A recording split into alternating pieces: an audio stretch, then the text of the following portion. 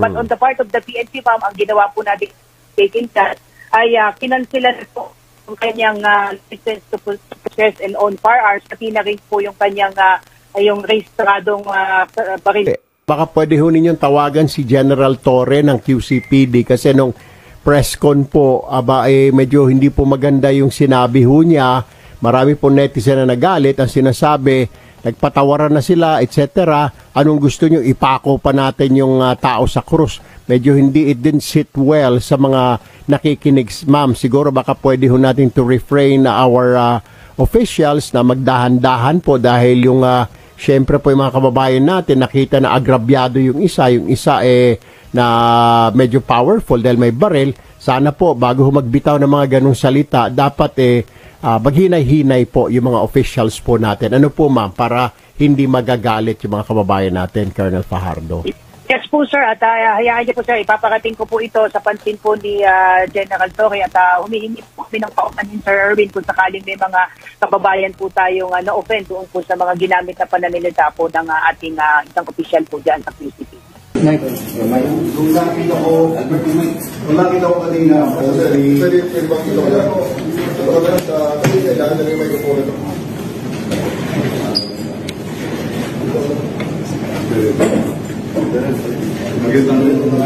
Teka lang to. Focus lang. Nung kanina ang post ni General Torre sa Facebook na ako'y pinasuso sa pulis. Ako ay aglara pumunta sa QCPD para ipaabot ang aking panig. Ang insidente ito ay nangyari noong August 8, bandang 6 ng hapon sa Quezon Avenue, malapit sa Welcome Rotonda. Pagkatapos ng konfrontasyon na nakita niyo sa viral video, ako at ang aking siklista ay pumunta kami sa police station kung saan kami ay nagkausap, nagkapatawaran at nagkasuntong kalibutan ang nangyari. Kami ay kumuha ng nakasulat na kasunduan at ang kopya ay hawak ko ngayon. Subalit bilang respeto sa kanya ay hindi ko muna ilalabas sa media ang nilalaman nito habang wala pa siyang pahintulot na ayon sa aming kasunduan na tapos na ito. Sa oras rin yun, napagtanto ko na isang umalian na inilabas ko at kinasa ko nga ang baril. Kahit na ito ay hindi ko naman itilutok sa kanya. Dahil dito, voluntaryo kong iniwan ang aking baril sa police station upang malinaw po mapag-isipan kung gusto ko pang mag-ari ng baril sa inaharap o hindi na. Yun lamang po ang aking masasabi na sa ngayon, maraming salamat po.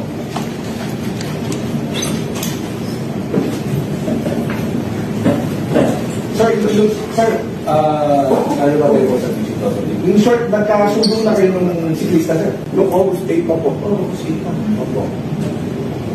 Ibig sabihin puro parang medyo na iba yung kwento batay doon sa kapirasong. Napaka-iba po ng kwento. Sir, dagdag na katanungan ko, Katrina Santos from July 7. Doon po kasi sa isang post, sinasabi na hinahanap daw po kayo ng siklista. So, walang katotohanan po. Wala po katotohanan po yun. Ang katotohanan po doon, ako pa po ang nagpatawag ng mobile dahil gusto niya ulit ako. Gusto niya rin ulis ka po ulit. Mahaba po ang kabulan yun. Pwede po ba namin malaman, sir, kung paano po nag-ugat yun sa side niyo? Wala na po ako masasabi sa ngayon po. May kasunduan po kami, nire-respeto ko po yung kasunduan natin. Hindi ko lang po pwedeng ilahan sa inyo yung kasunduan namin. Yung nilalaman, hanggang doon lang po masasabi. Sir, nagkausap pa po ba kayo after? O yun na po yung huli nyo? Yun na po. Yun na po. Totoo po ba na after na maimbestigahan, nagyakap pa kayo doon sa station na ilan? Opo. Opo. So, naging maayos tong pag-duray? Maayos po. Maayos na maayos po. Sir, research? Sir, di ba sa nagkasundo na dito namin sa Station 11 na nagkasundo daw may pinirmahan, sabi dito ng barangay, pag ganun daw sir, maaari pa bang kasuhan si sir? May kakaharapin pa po ba siya? So ngayon, ang pinagkaso na lang ni Mr. Gonzales ay administratibo. Malaki ang probability at ito sa tingin ko sigurado na iimbestigan ng FAO ang kanyang LTAP. I-review ng FAO ang kanyang license to owner process. hindi niya maiwasan yun. Eh, problema niya na yun, sagutin niya na lang sa FEO, kung ano maging hatol ng FEO sa kanya, kung i-revoke ba, i-cancel na kanya yung AMTA. Pero sa ngayon, nakita naman natin, sinabi niya na rin na nung oras din yun, pinag-isipan niya kung gusto niya pang umawak ng baril. Iniwan niya na yung baril dun sa police station. Hawak natin actually yung baril ngayon, nasa yung baril. Hawak na yung ating, nandiyan ang baril yung, inayon ko lang, inayon na. Hawak ko lang doon. Kaya ang baril natin, ang baril ni Mr. Duterte. Okay? So, blank 17. So, ayan. Nasa kustodiya natin. Pinag-iisipan niya ngayon kung yan ba surrender niya sa gobyerno or gusto niya pang magkaroon yan. Hindi, kasi gusto niya papeles. Sa ngayon naman, wala pa namang ginagawa. May investigasyon ng FEO. As far as we know, kasi nagkasundo mo sila. Ito lang naman ay, unfortunately, biglang may nag-post nung isang video na yun na naging viral. Na yung pala, naaalala natin, na-realize natin na non-case na pala dahil nagkasundo sila. Kaya nagsabi na, kayakap na sila dun sa police station. Unless na gusto magkasali nung nag-post ng video na siya complainant. Patutok po rin siya ng balik. Hindi, pero hindi tayo kasali. Sir, para mas nakikinig po ng publiko, maaari pa po bang magkaso ulit ng isa kahit po nagkaayos na sila? Nasa kanya yan. Nasa kanya, lahat naman ay pwede. Ang tanong na doon is mapapatayin po ba sa korte kung nagkasundo na tayo. Yan yung wala eh. Sa ngayon, ang police ay... Actually, pinatawagan ko ha. Pinatawagan ko yung tao kasi nandun sa kasunduan ng kanyang cellphone number. The next ko rin siya, di ba siya sumasagot. And I really respect ang kanyang desisyon kung siya ay ayaw na magsalita. Choice niya. This is the personal crime. We need somebody to act as a complainant kung gusto natin i-file ang threats na yan. It can be a light threat, it can be a great threat. Depende na ngayon yan sa pagalingan ng mga abogado nila. Pero sa ngayon, dahil wala nga nagpo-complain, wala tayong kaso marawakan dito. Sir, yung pagkakasundo nila, matapos agad ang incident? Yeah, I think it happened on August 8 ng 6. Ang kasunduan is mga nasa 8 p.m. lang. So, bago natapos siya ang gabi, ay tapos na rin sila. Sir, si Sir Will Ubay na nagagawa sa TV, clarify lang po. Really?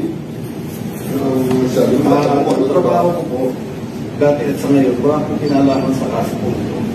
Sa pag-usapin po ito. Sensya po kayo. Pero kayo po ay government employees, just to... Hindi ko po matasagot sa ngayon po. Doon na. Ay, kinakotong lang siguro. Okay? Maraming salamat po.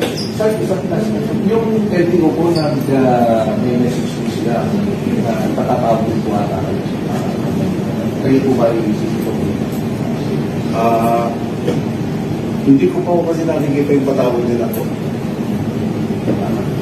Sir, hindi na naman mensahe po ba kayo sa publiko kasi kayo ngayon yung parang nagiging opo. Ang pakiusap ko lang po sana, kasi masyado na po tayo sa social media ngayon. Sana yung mga vloggers, sana maging responsable sila.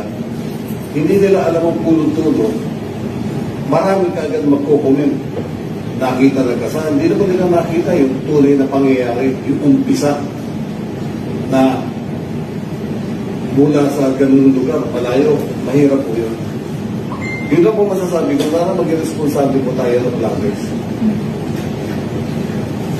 Ano ba, sir? Sa tagal na pinaghinday nyo, exil ang ating press conference, ha?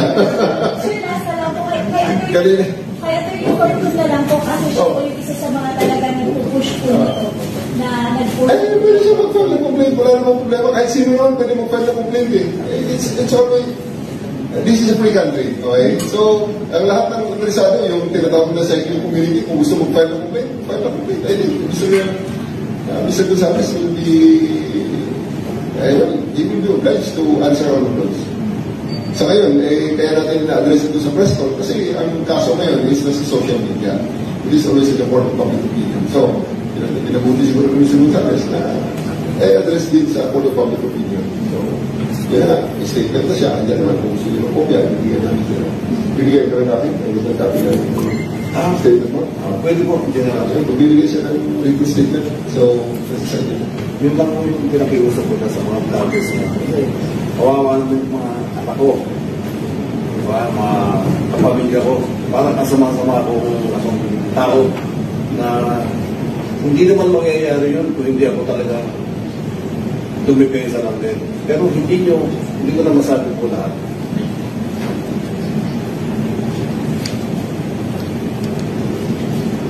Okay? Okay na po. Salamat po. Okay lang. Parang si Katrina, dejected. Yung lang nakuha niyang gano'n news eh. Parang gusto mo yata